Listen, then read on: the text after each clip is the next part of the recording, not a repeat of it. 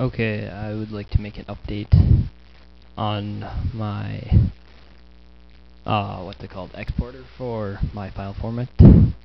And basically I'm just getting, these are all variables for like an int and a float, and basically you get the size and you can write it as binary because I'm writing it binary.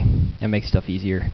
I got all that stuff set up, and I'm starting to learn how to make them all into triangles in Blender, which is really annoying, but I'm using references, so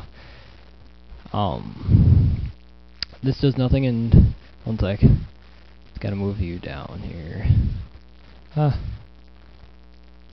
Okay, this right here, this is my write function. Don't pay attention to this. This does nothing. This basically is what I'm writing right now. It just writes the version header to the file, and then I call the function inside the Blender file selector, and I make the extension to .cell. And I'll show you real quick. I don't have it in Blender, but I've already exported one here to binary, and as you see in a second. Okay. Oh yeah, I don't know what that means, but we'll see one sec. I'll show you. Now in my engine, I just wrote a very simple load, and basically what it does is it opens it, and it has an int temp, and it reads the temp in the size of 2 because the address is a short, which is 2 bytes, and it reads into the temp. And basically, if the temp is equal to this, which is the version number, which basically just checks to see if the file... I just made that up. It's a very simple number.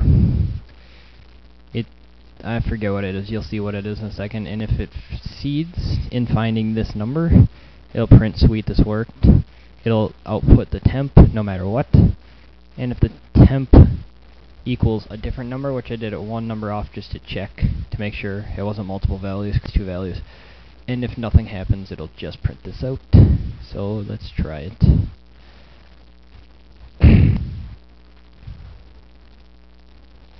Okay, anytime now, come on. There we go.